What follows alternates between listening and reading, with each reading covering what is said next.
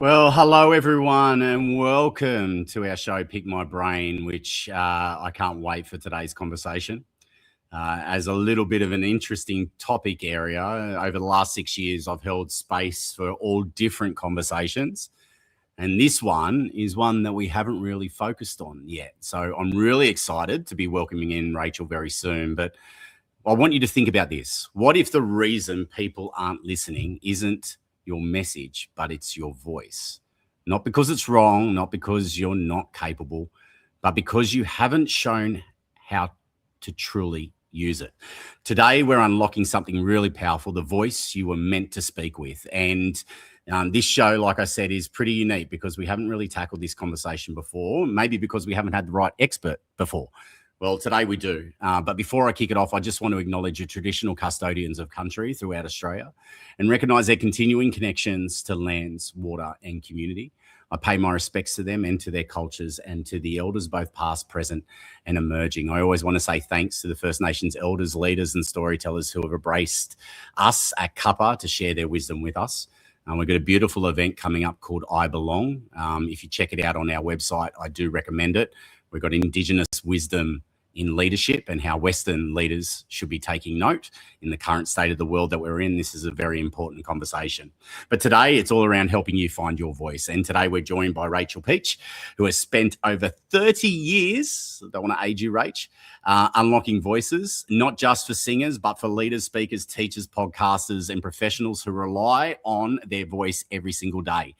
Rachel specialises in voice function. All right, we're going to ask that question later, going far beyond the surface presentation skills into the mechanics of how the voice actually works. Her belief is simple and powerful. If you possess a voice, you possess the ability to communicate something extraordinary. You just need to know the right tools. So let's bring in Rachel right now. Rachel, welcome to Cuppa. This is your first time. Lovely to have you here. Thank you, Cookie. It's such a delight to be here. You know what, Rachel, like I said, it's the first time we've ever even really held this moment. How did you get into it? Like, why? Oh, wow. That is a really interesting question. Well, the reason I got into teaching voice was I fell into it. Someone asked me to teach it because I was already teaching piano and I was halfway through doing a music teaching degree. And my singing teacher at the time was she was about to go and travel with a show, and she said, would you like to take a couple of singing students? And I thought, why not? And but I soon found that I was ill-equipped to handle that. And that's what really got me thinking, because I understood the value of technical training from my classical piano training, but I realized that I was lacking the technical training to teach singing. And so that's what actually got me started. And so from there, I just visited every pedagogy I could find to get the answers that I needed to legitimately help people. I absolutely love that. And today we're going to help you. And if you've got any questions or if you've got something that really resonates today, put it into the chat room. And I love, Rachel, how you say that everyone has a voice worth hearing, but you know, many people don't feel that way. Why do you think that is? I think because our voice is something that is just so uniquely us. And we live in a world where, you know, the critical eye is always on us. And I'm not saying that, you know, everyone else does it and not just me, but we all do it. And when we listen to someone, we're listening to the sound of their voice, whether we're conscious or subconscious, taking in how they're sounding and whether we're making a decision as to whether we're going to lock in and listen. So we're self-conscious about that right from the get-go. And I think pretty much most people, when they hear themselves speak, go, oh, turn it off. I can't hear it. I can't listen to it. And I used to be that way. But with training, I was able to turn that around. Well, which is amazing. And we've got some demonstrations today, everybody. So watch this space. Rachel's going to help me today with my voice. When someone says, Lynn, you've just mentioned it there, I don't like my voice or I don't sound confident, what's usually really going on? I think there's two things going on, and we're just putting these into, broad categories. So the first thing is the image of ourselves. So we may have, and I've heard this story so many times, we may have been told to mime when we were in the school choir. No one likes the sound of your singing voice. Please stop singing. Or can you just stop talking? You're too loud. Or speak up, honey, we can't hear you. There's such a self-consciousness that has been generated around that. And because of that, we tend to hold ourselves back. Now, this brings me into the second point. And the second point is the mechanics of our voice is designed to operate a certain way. We have a larynx, we have vocal cords, we have extrinsic muscles that need to, some of those muscles are meant to be involved, but most of them aren't. And when we hold ourselves back, it affects the easy function of our voice, and therefore we only get a certain amount of our true voice coming through. And, I don't blame you if you feel like you don't like the sound of your voice, because you're not hearing the full capacity of what you can bring. I like that. I've got a question, because most people think those people that are extroverts have some of the strongest voices, and those that are introverts don't. Do you hear that a lot as well, those two functions and how they operate? Or is there any difference, or is it both that both require just as much support as the other? Well, yeah, two different things are going on. And I mean, extroverts tend to not care so much about the sound of their voice in general. That's not the main focus. Whereas introverts tend to be a little bit more sensitive. I mean, that is my observation. What the actual, fact is, I'm not sure. But when it comes to someone who has a loud voice, we're not saying that that voice is well put together, because a lot of the time a loud voice is being squeezed out with the wrong muscles. And you might hear some extroverts have, hoarse voices or rattly voices. And that's because their mechanism is just saying, please, will you come up with a different way of producing sound? Whereas introverts, I consider myself to be an ambivert, to be honest, so a bit of both. So even in my introvert moments, I can still speak loudly, but that's because I trained my voice to do that. But I was one of those people who was asked to speak up a lot when I was younger.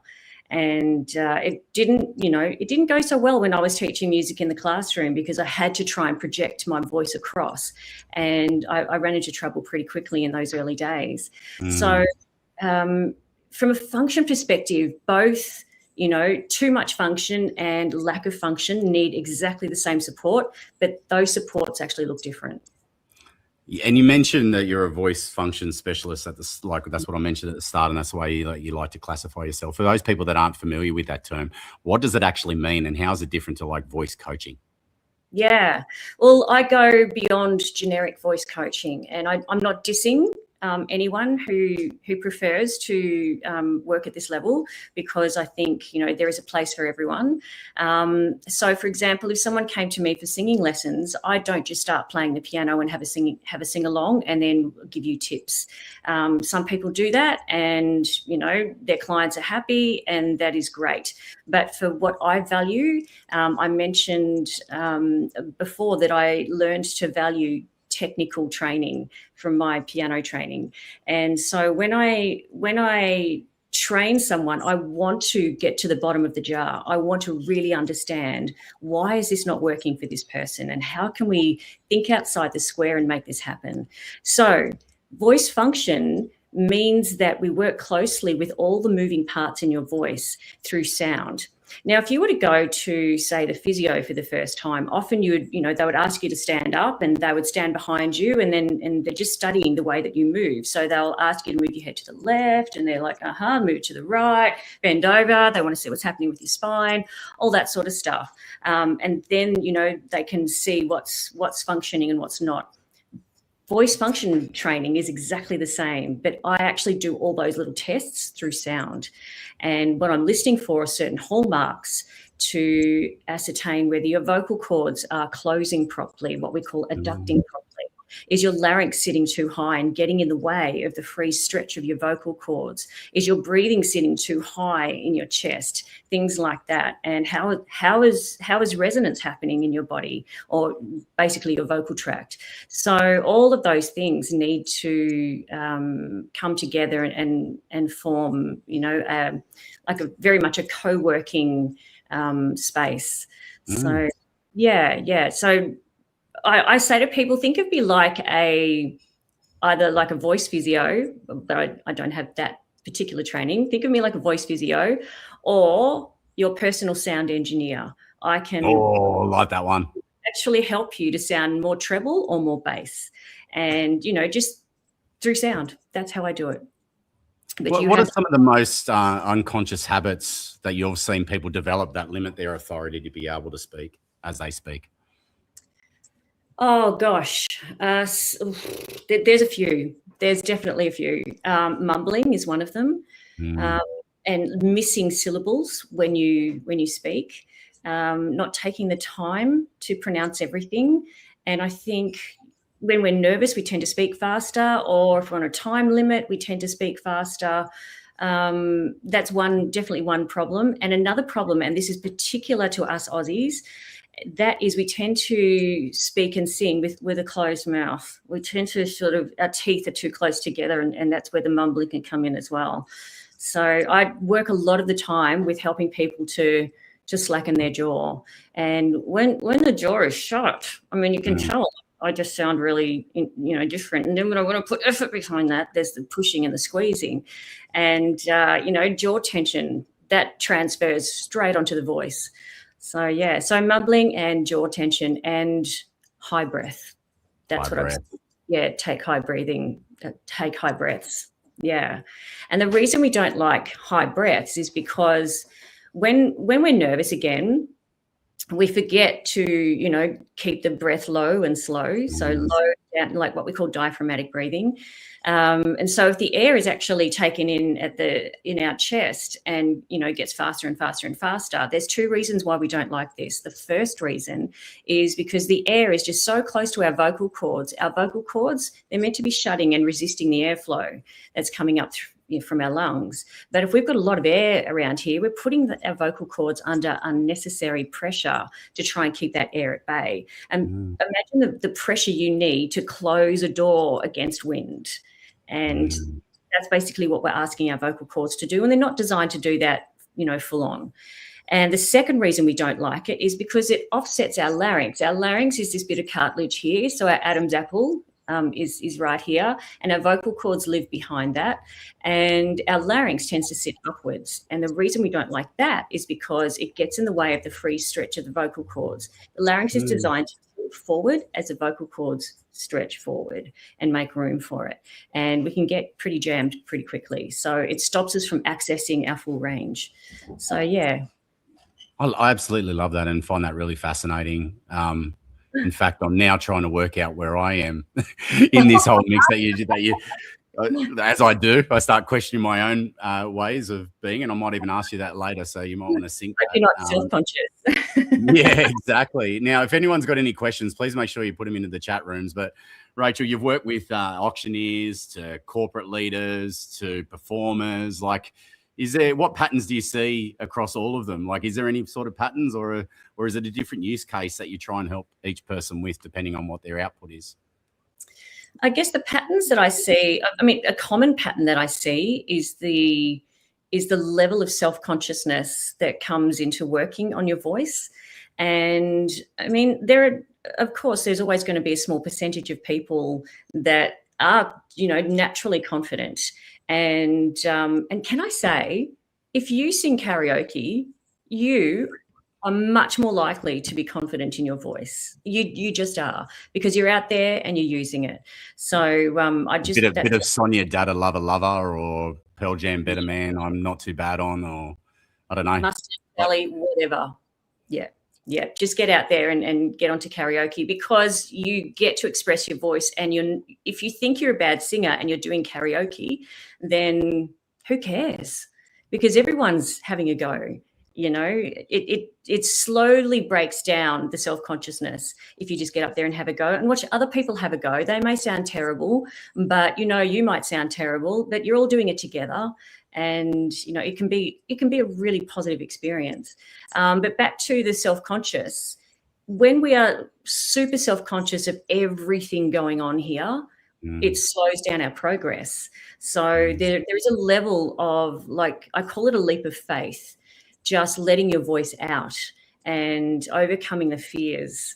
It can take some time. It varies from person to person, but that is the most common thread that I see across both singers and speakers. Yeah, right. Let's talk about authority. Like, what actually makes a voice sound authoritative? Well, research shows that we warm to a voice that sounds deeper and fuller in resonance. So, sorry, girls, that means that, the guys trump us. And that is absolutely true. People tend to warm to a male sounding voice. That's just what research shows. But at the end of the day, can we train a woman's voice to sound, to have those same qualities? And notice I said have the same qualities, not speak at the same pitch. Those two things are very, very different. And I'm thinking of an example where one of my friends, she passed she's a lawyer, she passed the bar exam, and she showed me some video footage of, one of the first times she was speaking in court. And one of the things that she was told to do was to lower her voice down here when she was in court, because that's going to come across more authoritative. But I reckon it sounded a little bit boring, if you ask me. And if I was not to diss what she's doing, but really I'm switching off now. It was really hard on her voice. And a lot of women do the same, thinking, yes, we do have to sound more like men, but that's probably not the best way to do it. Well, it actually isn't. So in order to do that, what we need to do is, and I'm going to give you an example where I'm just going to take away my trained voice for a moment, and you'll notice that I started to, sorry, I didn't mean for that thumb to go up. All right. And I'm just going to talk like a typical girl, where you hear like quite a girly kind of voice, a little bit of a soft, light voice, or you might talk up here, and to get your sound out, you actually sound quite whiny, and that again is a subconscious thing. But in order to get yourself to speak lower, you don't need to drop down there to do it. You stay at the same pitch, but you actually just drop the way that you pronounce your I was going to say consonants, but they're vowels, the way that you pronounce your vowels. Now, I did not drop pitch then. So I'm going to show you again. I'm just going to take away that bottom end, just like a sound engineer is taking out the bass. Blah, blah, blah, blah, blah. How are you today, Cookie? Blah, blah, blah, blah, blah. Now I'm going to put it back in, and you may have heard a drop in my sound. And that is often perceived as a drop in pitch, but I actually haven't dropped my pitch. And that is, the most healthy way for a woman to get their voice to sound more authoritative, to sound more like men. So that's really one. Interesting. It's really interesting you say that. I remember, Rachel, like when you first came into our beautiful community, I just went, there's such a role there to support women who are emerging through leadership roles, or early stage leaders, or leaders themselves, to be able to have this moment where they can learn from you, to be able to lean in with a little bit more authority in who they are, because I find that really interesting. And if the data is saying and the research is saying that, that's a reason why, another reason, let's call it another reason why men get the leg up on certain things, because they're trusted in their voice of that authority. I love that component of it. And it sounds like it's something a little bit simple to be able to do that. Now, I've got a question though. Okay. And that is around being your true self. Like, if you're moving your voice to sound like something that isn't naturally you, is that a good thing? Yeah, well, that is a great question. I would say yes, because there is a process that we have to go through, from, the voice that we start with to the voice that we finish with. And the voice that we want to finish with is our true voice. But we have to get used to making sound in order to arrive at that. And we don't know what our true voice is if we've been hanging back. True. So that's not our true voice to begin with anyway. So what have you got to lose? So at the end of the day, even if it takes just being silly, you're just walking around the house, singing silly opera songs, turkey sounds, tongue twisters, character voices, all of those can put you in touch with just using your voice. And we forget that expression is really taken in. And I'm going to go a step further and say, if I just switched off my expression right now and I just used intonation, which is the ups and downs of my voice, or my pitch, I feel like I've lost something. I'm going up and down, but I've actually lost a lot of that kind of connection with my audience, because I just feel like a robot that's speaking, like an AI kind of thing. But if I actually put my expression back in, that makes a huge difference. And if you're not used to getting your voice out, you might have to raise your voice more than what you're used to. You might feel like you're shouting, but I might say, well, that's just a normal volume to me. Then that actually can come across as more engaging, and that you are making a point. And you might structure your sentence to say, blah, blah, blah, blah, blah, blah, blah. Today we've got blah, blah, blah, blah, blah on Cup of TV today. And then we have blah. I'm just making something up. And so the way that you set that up takes two very different volumes. And if you have the ability to do that, then you're just going to push and shove. So we need that outward expression and all those weird sounds to be able to develop that. And it's not where strength ultimately lies when we just speak louder. We have to develop that like every other muscle in our body. But it points the way. It becomes a reference point, and we build from there.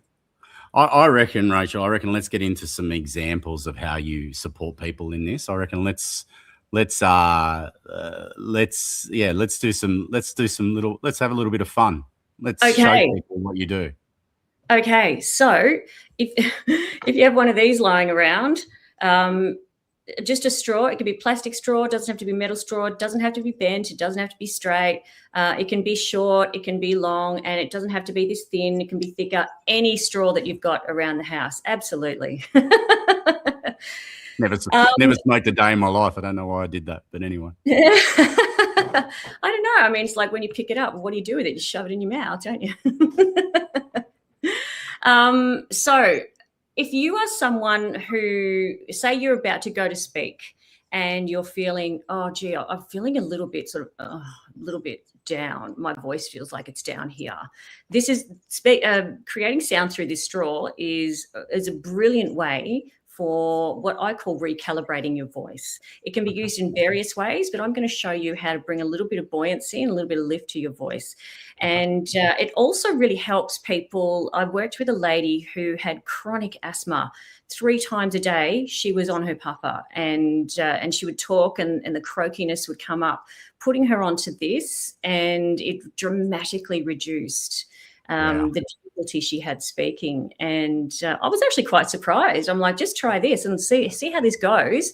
And it just blew me away. Anyway, there is a voice scientist in America. His name is Dr. Ingo Titzer, and he discovered that when we create sound through a straw, our vocal cords love this. So just to be clear where our vocal cords are, there's 2 of them. They're in a V shape, and they're connected from the front to the back of our larynx, just behind our Adam's apple. And they're only about 1 centimetre long, slightly longer for guys. And they're designed to be drawn together with the arytenoid cartilages and resist airflow. But, some of the time they just, get put under too much work, and they just need a little bit of a helping hand. So when we create sound through a straw, or when we create sound, we use air. But when we create sound through a straw, not all of that air is escaping. So the air that's not escaping actually becomes back pressure onto our vocal cords and gives them a bit of a massage and helps them to sit a little bit more square on again. So what we're going to do is we're going to set you up with the right way to do this. And Cookie, before we even do this, can you say, ooh? Ooh. Oh, perfect. Perfect. You sound like you've just heard some juicy gossip. Like, oh, what about that one? Not that juicy. Okay, so and I want a little bit of a hootiness to it, almost like a dopey sound. Ooh. Ooh. That's it. That's it. Now, that's all you're going to do, and you're going to shove the straw in and do the same. Ooh. Mm. Wow, that vibrated my whole face. You can feel that? Yeah. Yep. Yeah, I can actually hear, a good amount of resonance there. And just so people know, resonance only occurs in our vocal tract. It does not happen all the way through our body. Really? What we feel in our body is what's called sympathetic resonance. So, for example, if you have like a speaker that's playing music, the resonance is happening somewhere inside that structure. Okay, but if you put your hand on the floor and feel the buzzing from the speaker, that's called sympathetic resonance. So when we feel resonance in our chest or, in our head or wherever, it's what we call sympathetic resonance. The actual resonance is occurring between our vocal cords and our lips. So our mouth and our throat. Couldn't find the word there for a moment. So when you say ooh and feel all this resonance here, we just know that buzzing, I should say. We just know that you've got a good amount of resonance. It's a sign that resonance is really happening and it's flowing out into your body. So that's actually really good. So let's do that again. Ooh. That's it. Now what you're going to do is you're going to do this in incremental slides. So you're just going to go up, down just a little bit. Then you're going to go up a little bit higher and come back down, and then up a little bit higher and come back down. So it's going to look like this. Okay. Ooh. Ooh, ooh, ooh, and so on. See how high you can get. If my day job doesn't work, I can go to the Easter show and do the haunted house potentially. Anyway.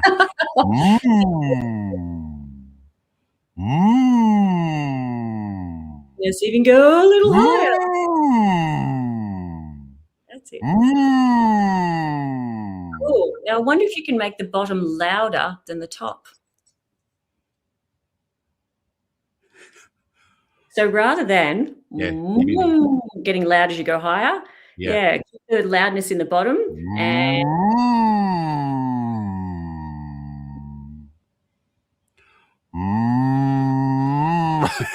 it's hard, isn't it? If you just tuned in, everyone, we're okay. We're like, if you're just tuning in right now, we are okay. We're doing a lovely exercise around how to train your voice. Okay, I just want to make sure anyone that's just streaming right now just understands. So just go rather than doing the incremental ones, because I think if we can get you out of the bottom cookie, then there's going to be a little bit easier. Okay. So about ooh, go to your girly voice. Yeah, that's it. That's it. And at the bottom, I love that. Can you start and go to the top and then back down all the way?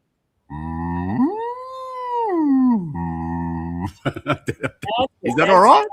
Yeah, you're actually on your way. Now what I'd like to hear is a little bit more of that dopiness, that spookiness. So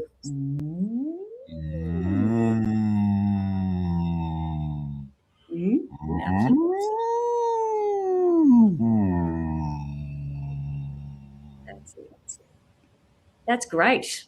Yeah. Now, if you do that a few times, I'd be interested to hear how you feel on the end of that. I feel a bit dizzy.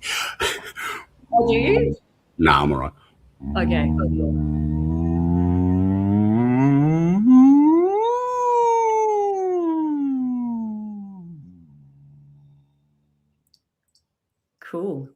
Cool. Now, can you say, hello, everyone, my name is Cookie? Hello, everyone, my name is Cookie. Is there a difference that you feel in your voice at all? I felt it, yeah. I felt like it was coming from a different place. Wow. That's awesome. Well, there's another step that you can put in there. You can actually do it in a puddle of water. Do we have time? Yeah, we'll do this. This will be the only one that we do, but yes. Okay. Let's do it. So you can also do it in a puddle of water. So you stick the straw in the water, only submerge it by a couple of centimeters. Yeah. Stick the straw between your fingers because you'll splash yourself, and we're actually going to blow bubbles. Make sure that the straw is not touching the bottom, and then lift it a little bit. That's it, and then.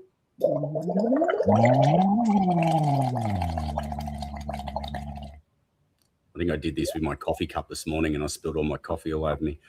You've got the hand. Now just keep that dopiness in there. Ooh.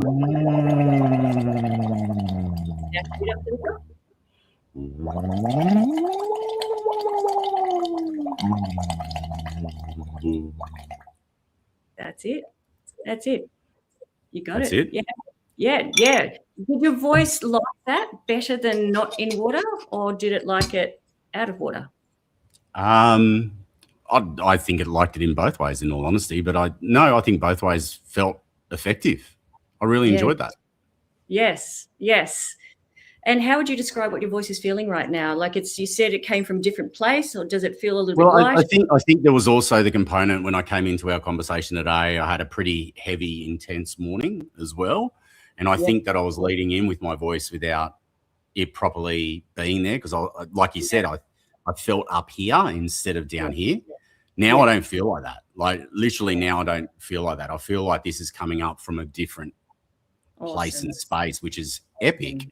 And that took like a couple of minutes, right? Like it didn't take too long to do that, which I think's amazing. All right. Let's get back to the conversation because I think that was brilliant. And thank you, everyone. And if anyone's got any questions or thoughts or perspectives, please put it into the chat room. What's the cost of all of this, though? Like, if we don't look at this from a personal or professional perspective, what do you think the cost is of not truly using our voice? Oh, look, I'm just going to, quote some research here where I've stumbled across some research that talked about the difference between, people going for different jobs, and companies are more likely to look at not just people's skills as in on paper, but also soft skills like how you present and how you can hold a conversation, and the sound of your voice comes into that as well. And it could be the deciding factor between you and another competitor. So that's just what the research has said, and I totally agree with that. I think I myself personally, I feel that I'm much more successful in what I do because of the way that I sound. And, I feel that I've got an important message to share, and I feel that I can adequately put that across. I've worked with people who now feel much more confident to put that message across for themselves. So the cost, I think, is just missed opportunities at the end of the day. Yeah, it totally is. And, in a market that's really competitive, like whether you're in business or, you might be going for a job and you're wanting to be able to do that as well. Like I can see the nuance of how this all plays. And how long does it usually take, Rachel? Like if you're coaching someone, and again, if you want to check out Rachel's profile, the links are in there, and I'll also share something later. But how long does it usually take to help someone navigate this process? Is it like, I'm guessing it's not just a one-off moment. It has to be over a series. Yeah. No, I usually dedicate about 5 weeks to learning the basics that your voice needs to understand to get you started. And the reason it takes weeks is because I will give you a sound or a couple of sounds to do, and those sounds have to be pronounced absolutely accurately. And just because I show it to you doesn't mean that you're going to remember it when you go away. So when I work with people, I see them, I ideally see people a couple of times a week. And, in between sessions, I give people access to me as many times as they want. They can send recordings of any facet of their practice that I can check in on. So I like to try and keep people moving as fast as I can or as accurately as I can. It comes down to accuracy. And 5 weeks is usually a good amount of time to solidify those basic steps, and that's just the beginning. And from there, it depends on what your goals are. Absolutely love that. Now, people watching today, we're going to take one action from today's session. What would you say they should do straight after this show? Oh, go and get a straw. Just Okay. go and, Actually, go go and get get a a straw. straw and start making some silly sounds, because again, like I said before, getting in touch with what your voice can do is really, really, really important to finding your unique voice, because if you don't, then you will always wonder what you're capable of. So yeah, go and get a straw and start playing. I love it. It was seriously really good exercise to go through. I'm glad. Now, Rachel, you are part of our beautiful growing community of experts and thought leaders who can solve pretty much any organizational or individual challenge that you may be experiencing. If you haven't checked out our site, the Cuppa Collective, please do so. But here is your page. It's got all your information on there. You can book in a connection call with Rachel. You can pick her brain and many other different things. You can find out a little bit more. What's your fun fact here? You're crazy about cats, are you? Yes, I love cats. Yes, I've owned many. But in here, you can even see that you can message directly to Rachel as well and let her know how you felt from today's show. If you gained anything out of it, it's always good to get some feedback from people. So please make sure that you do check out Rachel's profile. The link is in the chat room, and also check out for it in the post show notes. Everything will be made available there. Rachel, what's your final word for people today who are tuning in, who may not feel that confidence, like you said? What would you want to part for them before we head off today? Oh, that it is absolutely possible to change the way you sound, and to not put limits on how you can come across. Yeah. It's confidence, right? And you're just starting in this process and then building up that confidence one by one. It could absolutely be the game changer in your life. So I agree. And you've got a beautiful person here who can also support you if you want to reach out to Rachel.